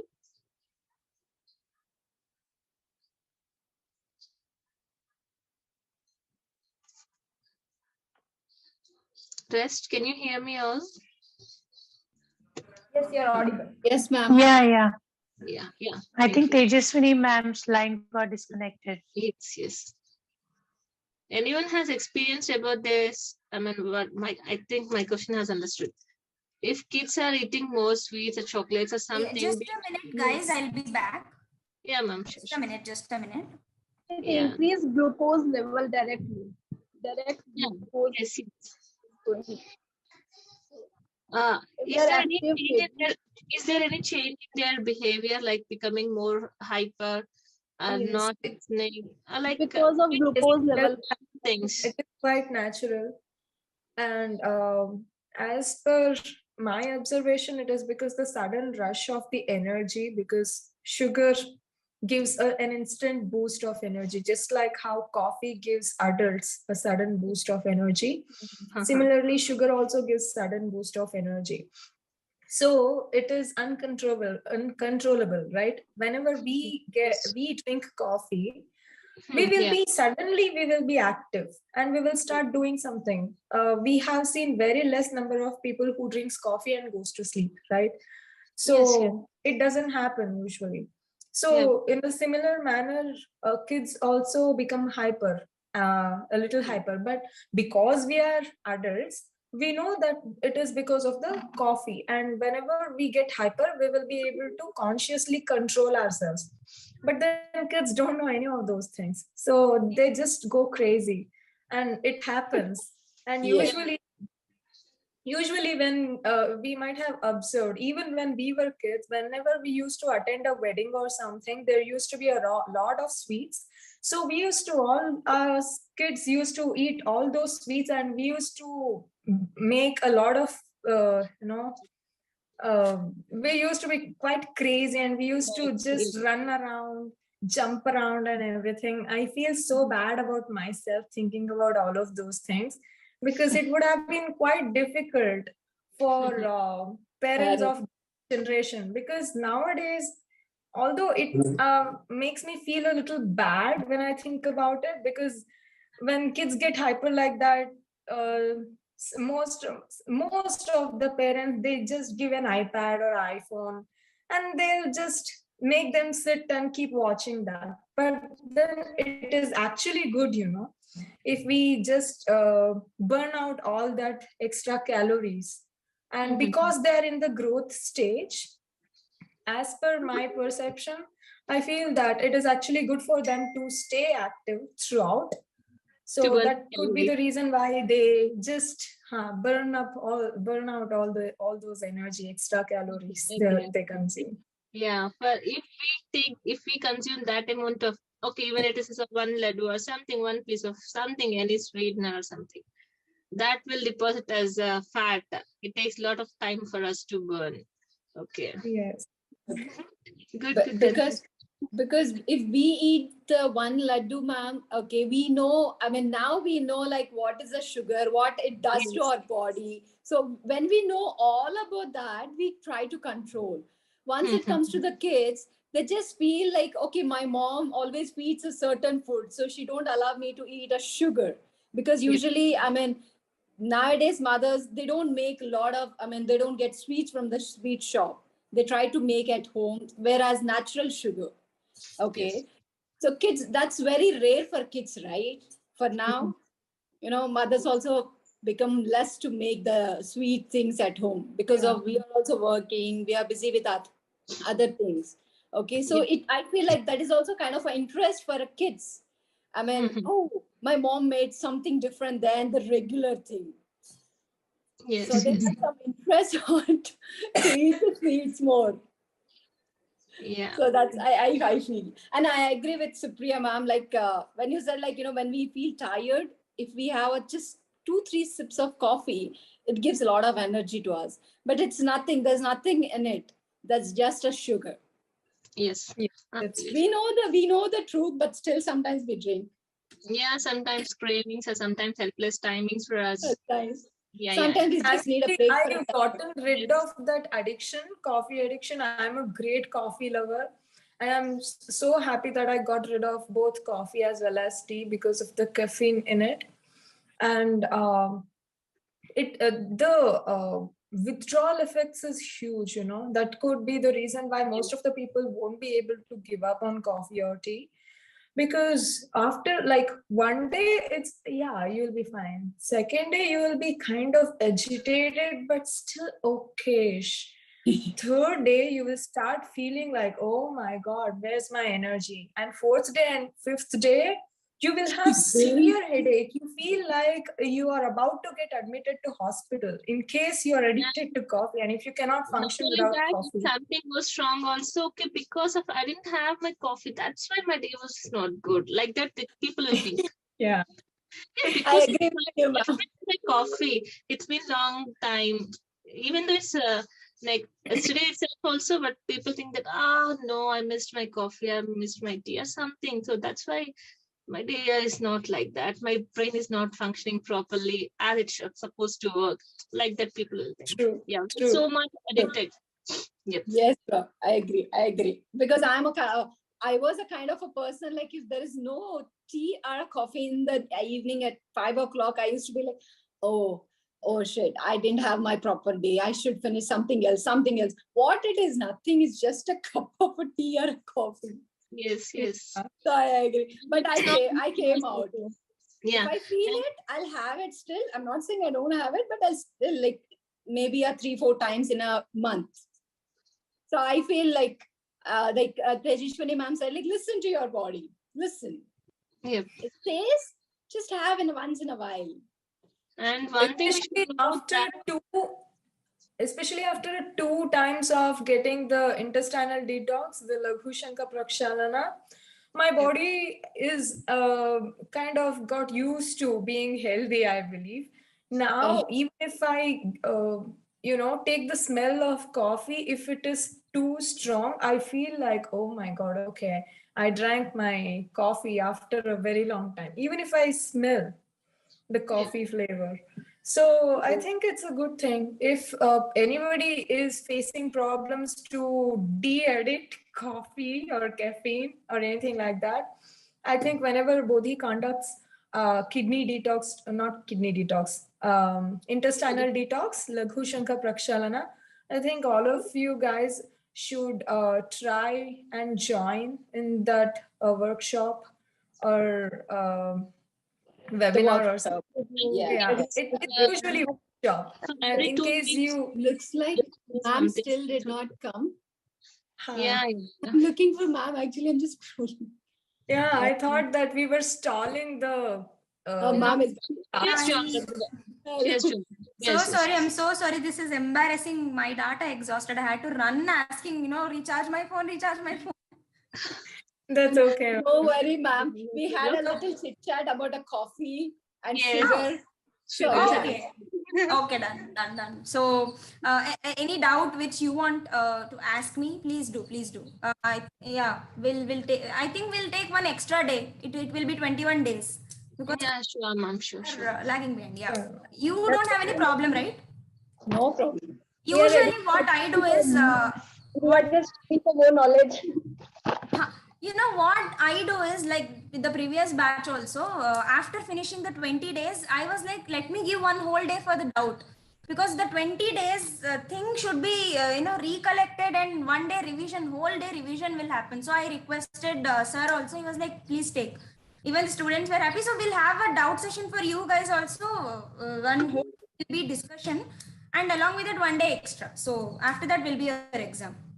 Don't hesitate. If you want me to do something from my side, please let me know. I will do as much as possible. Okay. Sure, ma'am. Ma'am, Nutrition ma'am. course ends on October 10th. Sorry? The nutrition course ends on October 10th. Nutrition course can end whenever you guys want. No, ma'am. I mean, I'm talking from For exam perspective. Exam perspective, exam will be postponed if you're taking extra few classes. It will be postponed to the next week. Yeah. Someone was asking doubt. Yeah, Ma'am, I just wanted to say Vaishnavi ma'am was not kidding when she said that you have a lot of patience. When people come and ask several questions, you just keep on answering them. So it's absolutely true that I have seen since Thank you so yesterday. much. Like, it should not be left incomplete. Right? It's like you are totally patient, and I really, really appreciate that. Thank you very much. Thank you so much. Thank you so much. Thank you. Really, So, ma'am, thank you. You're explaining in a very well manner, and until other person, okay, you understood, okay, got the point, it's clear. Okay, then you're happy. You're going for another question. Thank you for that, ma'am. Thank you so much. And please let me repeat it. If you're not understanding, don't hesitate. I'm just telling you, I'm younger than all of you. Mostly, I'm younger than all of you. You can stop me right there and ask me to repeat like 10 times until you understand. And I want that to happen. I don't want even a single student having incomplete information or doubt. It should be clear. So my doubts will come up little late. Maybe It's okay. when I go to bed, I'll start. You can ask 100 doubts. I don't mind. Knowledge is limitless, right? You can gain it from any source, and the more discussion happens, the more knowledge you gain. Because sometimes spontaneously, when you are thinking of something and somebody else comes up with some other topic, that washes away. That happens. And I start thinking that like वो milk का शुरू हो गया तो च्यवनप्राश आ गया. The same way मेरा खुद का doubt कहीं गायब हो जाता है. That will come back. आज के study का and you will feel irrelevant. अरे कल क्यों नहीं पूछा? Yeah. So that is the reason why doubt sessions will be in the last part. So that is why we write it down and we discuss in the last part. We'll do that from the next class. Okay, we'll finish the theoretical part first and discussion as long as you guys extend it. No, compromise in that. We can do it. Yeah. Venkat sir, do you have any doubt? Yeah, now you are. Actually, initially, some people are asking doubts in between. So the topic is being distracted and the actual subject is being postponed. So I think what you said was the best way of solving the doubt. Yeah. In the end, do that. after 10 o'clock, if you cover the subject, most subject can be covered. And one more suggestion from my side is if we restrict the discussion to the subject, it's better. Yeah. When Ashok sir was like, if it is related to subject, then it makes more sense. If you really have any life related doubts and all, during the doubt session, we'll keep it, because other people who are having some work, they can just quit and go. We can discuss. In between the classes, if this comes, other people will not be that interested. So we'll discuss, and if it is sticking to the subject and the slide, then and there the doubt will be cleared. If it is like what can be done, what not can be done, we'll discuss it in the end part. We'll keep. We have a lot of subject and explaining very well, but some people distracting you with their in between. I request them to ask their doubts and clarify their doubts, but in the end. Yeah. We are not telling, don't come up with the doubts. Please come up with the doubt. We will have very good discussion. But related to the subject, on the slide, you can ask on spot. If it is not related to the topic or it is deviating somewhere else, we'll keep it to the end part. Always and every day there will be a discussion session. Don't worry about it. Anything of today's class which you have any doubt or something? No? Ma'am, sometimes very good nutrition also doesn't get absorbed and the person looks like malnourished. Yes. What is actually happening? Why is the that absorption? might be a clinical signal that, sometimes, as I told, gastrointestinal health might be ruined, or there might be internal bleeding which a person doesn't notice. Sometimes poor absorption rate in a human being, and also sometimes, this is a very interesting concept. Please listen carefully. Bioavailability is a concept. So if you compare with iron, natural source contain iron. I am taking just iron as an example, not only iron. All the mineral and vitamin act like this. Spinach, palak contains sufficient amount of iron. And chicken also contains sufficient amount of iron. But the absorption rate of chicken iron is very high. If you eat chicken, the iron will be absorbed very easily. But with palak, it doesn't happen. Not because it is a vegetarian source, but along with iron, palak is containing oxalate, phytates, and few other components which are hindering iron absorption. So the component of the food also sometimes matters. I am eating palak, ma'am, but no iron spike in my blood. Because absorption, bioavailability of iron of palak is little lesser than non-vegetarian source. That means you have to boost something. So have palak sabzi, and after finishing, or add vitamin C, add squeeze lemon on it. Vitamin C will boost iron absorption. So that these concepts will come while discussing. But again, the availability of the food, the absorption rate of the person, internal clinical conditions, everything matters. When a person is eating well but not gaining weight, the person is eating well, the deficiency is not been reduced. So all these matter, and these should be clinically intervened by doctors, clinical dietitian. Checkups should be done. Why is this happening to this person? Everything should be seen. The person should be read, and then the suggestion should be given. Any doubt? Any other doubt? Final. Hi, ma'am. Just like how you said about squeezing lemon, like vitamin C on top of palak, how would we able to figure out all of those things with the rest of the foods?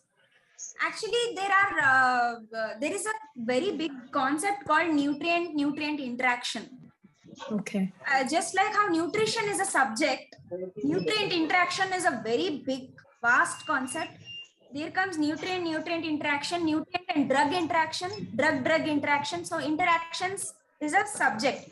So there, when you study all those, since I have all these subjects in my masters and UG, I know this in a basic way. You need to know that iron absorption can be boosted with vitamin C. Calcium absorption can be boosted with, Vitamin D.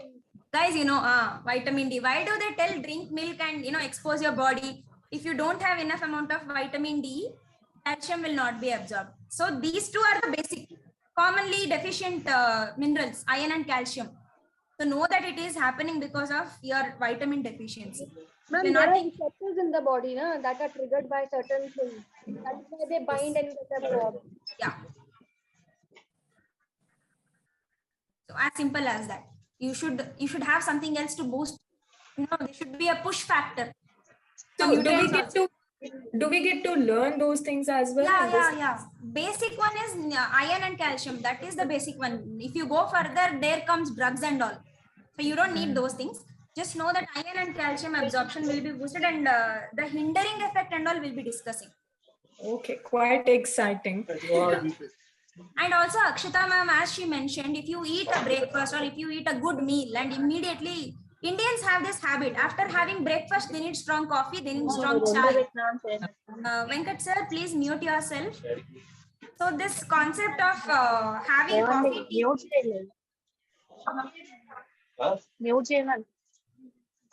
Family gossip. So why it is told not to have tea or coffee immediately after your breakfast? There are vital nutrients which your body should absorb. When you're taking caffeine has this power to overtake these nutrients. They'll shield these nutrients. So these nutrients will not be absorbed. So that is the reason why they tell you not to have tea and coffee immediately after your food. Ma'am, I have a doubt here. So I prefer having green tea like around 15-20 minutes after my meal. Is that fine? Give a gap of at least 30 minutes. 15-20 minutes is also okay, but slightly give a higher gap. 30 minutes plus 30 plus. All right. Yeah. And Sandhya ma'am? Yeah, Yeah, Sandhya ma'am.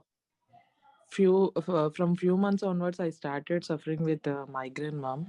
So I don't know, I thought it's a headache, but later on I came to know that it's a migraine. Why? Because due to symptoms, due to when we'll get migraine, I used to get warm things on that time. So when I consulted a doctor, they told that we want to observe the food which we are consuming. Because of the food also we'll get this kind of symptoms. But I started from that time onwards, I started observing my food and all what I am intaking. So then I came to know that because of caffeine, coffee and all, I'm getting this headache. But later on I came to know that when I'm having this egg omelette will be there, no ma'am. So when I'm consuming that also, I'm getting that migraine and all. But when I'm taking boiled egg, I'm not getting that. But when I'm taking that omelette and all, I'm getting that. Why, ma'am? So because of sugar and caffeine, I know this coffee and all, so I'm getting. So what's there when I'm taking that omelette and all? Why I'm getting this? Nature of boiled egg is different. Nature of omelette is different. Know that the components are same, but the nature is different. So your body is intolerant towards the fried eggs or openly boiled eggs. So again, caffeine for anyone, it might cause trigger of anxiety, trigger of stress, migraine. So that is the reason people who drink 10 times, my father drinks coffee 10 times a day. They all are having high blood pressure. So it is causing, suppressing mental health and also suppressing your physical health. So migraine from coffee, no wonder. But again, egg, as you have observed very well, boiled egg doesn't cause it because the nature of boiled egg, the dimension it is being cooked is different. Openly fried egg or omelette, again, the nature of that food is different and that is not suitable for your body. Yeah. Thank you, ma'am. Tejaswini ma'am, sorry to interrupt. Can I just talk for a minute? Yeah, sure.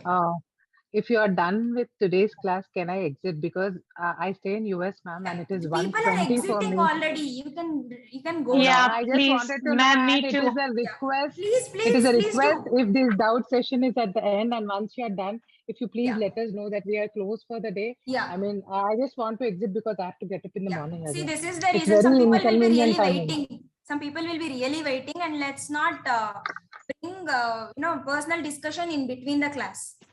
Right, ma'am. And whoever wants to stay can definitely stay back if they have any personal doubts. I'm sorry, nothing to offend, but this is, you understand that it's Not at really all, not at all. inconvenient 1:30 in the night. Thank you so much for completely your understand. patience and time. Thank you, ma'am. I'm leaving. Thank you. Thank you. Thank you. So, yeah, from the next class, strict rule, anything which is related to subject will be discussed on spot, not the personal things. Personal things will be discussed in the end of the session. Other people can leave and we can discuss. Okay. Okay. Yeah. Done for today. Thank you, ma'am. We end the class. Thank you, ma'am. Thank you, ma'am. Thank you so much. See Thank you so next much. week. Have a wonderful week. Thank you, ma'am. Bye-bye, Filled ma'am. with energy and productivity. See you in the next week. Okay. Yeah. Okay, ma'am. Thank you, Bye. ma'am. Bye-bye. Bye-bye. Bye, everyone. Thank you, ma'am. Thank you. Thank you so much, ma'am. Thank you. Someone is host. Can you please end the meeting? Someone is host. Thank you so much, ma'am. Thank Happy you. Who is the host? Meena Gandla is the host. Meena ma'am, end the meeting. Leave button press karo. End meeting.